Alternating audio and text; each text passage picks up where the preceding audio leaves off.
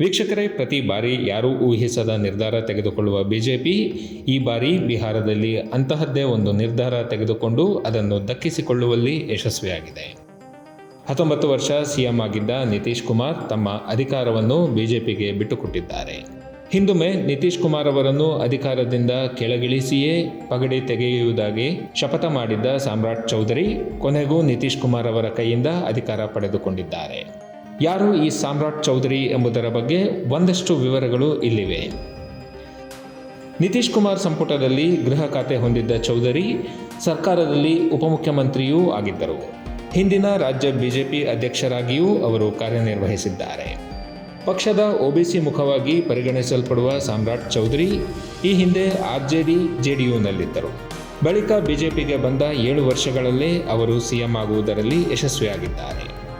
ಸಾಮ್ರಾಟ್ ಚೌಧರಿ ಅವರ ತಂದೆ ಶಕುನಿ ಚೌಧರಿ ಸೇನೆಯಲ್ಲಿ ಸೇವೆ ಸಲ್ಲಿಸಿ ನಂತರ ರಾಜಕೀಯಕ್ಕೆ ಬಂದು 6 ಬಾರಿ ಶಾಸಕ ಹಾಗೂ ಸಂಸದರಾಗಿದ್ದರು. ಸಾಮ್ರಾಟ್ ಚೌಧರಿ ಅವರನ್ನು ರಾಜ್ಯ ಬಿಜೆಪಿ ಘಟಕದ ಉಪಾಧ್ಯಕ್ಷರನ್ನಾಗಿ ನೇಮಿಸಿದ ಬಳಿಕ ವಿಧಾನ ಪರಿಷತ್ಗೂ ಕಳುಹಿಸಲಾಗಿತ್ತು ಮತ್ತು 2020ರ ವಿಧಾನಸಭಾ ಚುನಾವಣೆಯ ನಂತರ ನಿತೀಶ್ ಕುಮಾರ್ ನೇತೃತ್ವದ ಎನ್ಡಿಎ ಸರ್ಕಾರದಲ್ಲಿ ಅವರಿಗೆ ಸಚಿವ ಸ್ಥಾನ ನೀಡಲಾಗಿತ್ತು.